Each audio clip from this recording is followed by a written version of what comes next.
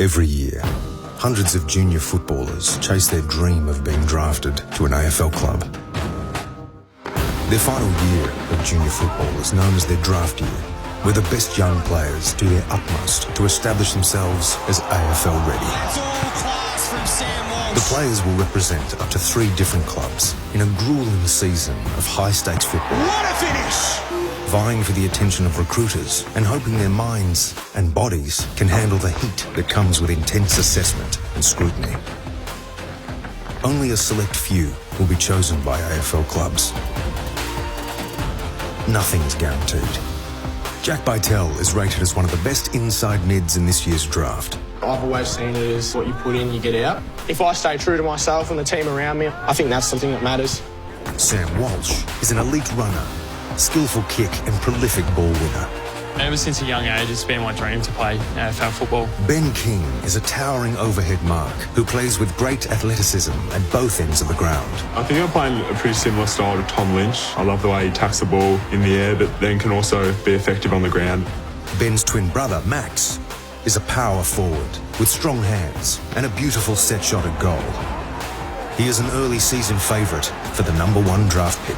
It's a realistic thing that we're not going to go to the same clubs. It's going to be different for us not playing on the same team because we've done it all through juniors. We follow all 4 on the most remarkable and challenging year of their lives.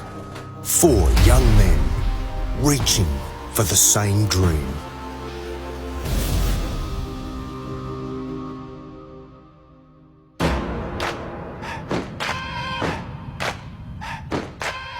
The brightest draft hopefuls of 2018 have been selected to play for the NAB AFL Academy under-18 Australian side against the hardened bodies of the North Melbourne VFL side. The game will be played at the home of football, the MCG. This is the first time our players will test themselves against men. A good performance today could change the course of a career. The opposite is also true. The nerves are palpable. In a decade of playing against VFL opposition, the Academy has won only once. Coach Luke Power is determined to change that. All week we've gone through how we want to play. Communicate, selfless, put the team first. There's going to be a lot of people today who are going to say, you guys aren't going to do that well, okay? They're bigger bodies, you haven't been training together.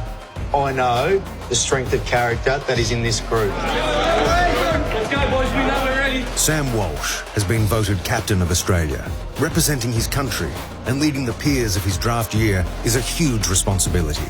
Coaches and recruiters are eager to learn what Sam is made of.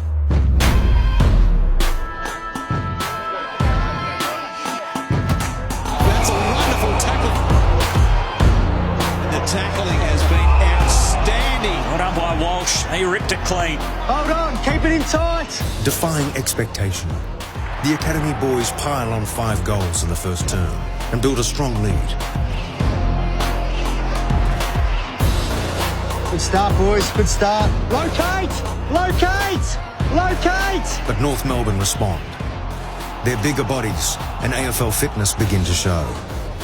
The Academy team take only a slender lead into half-time. Okay, how are we going? Have we got another half in us? Can we look at each other and say, I'm going to keep coming for another 50 minutes? Get out there for the second half in these sets. In the second half, Jack Bytel wins some crucial clearances early and Ben King stars at fullback. Right on, Kingy.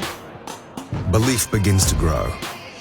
Though as their young bodies tire, they'll need to dig deep. And they do. In a stunning boil-over, the Academy team break the game wide open and run out winners by 43 points. Max King finishes with 2 important goals. Sam's stellar performance as captain has put a smile on the coach's face. Sam was terrific, yeah. I mean, Sam's obviously a very good runner. He just keeps getting over the ball to create out numbers, and his work rate, is as good as any young player I've seen in my time in footy. That first sort of 15 minutes, the real big bodies, they were hitting in hard. We knew they were going to come out pretty tough. So that's the first time I played against men. So sort of, you could say it's one step closer to draft night, but it's a long year, as we all know, so there's plenty of steps to go.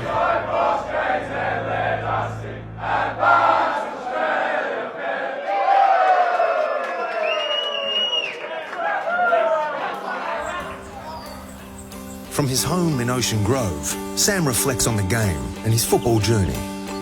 You do hear talk of the sort of draft where you're touted in the draft and whether it be number one or where you think you might be going, but I try not to think about that, and I don't see it as an expectation because I've always put high expectations on myself to try and play good footy and get better, so I think it's that intrinsic motivation that really helps me.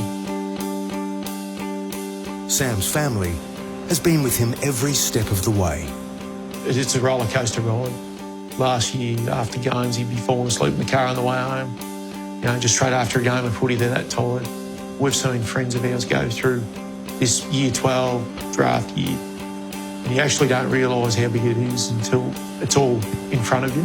People around him talk about, oh, if you don't get to play AFL, what will you do? And we're always conscious of sort of talking him through that. But at the end of the day, he, I think now, thinks there is a chance that he can.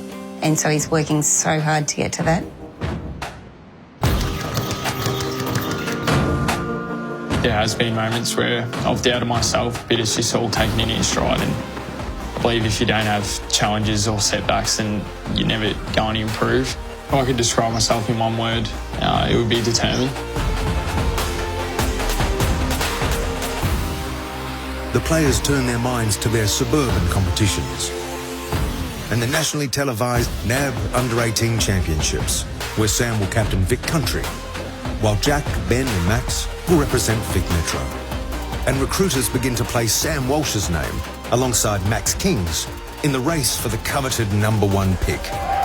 Though for one player, a season-ending injury is about to change everything.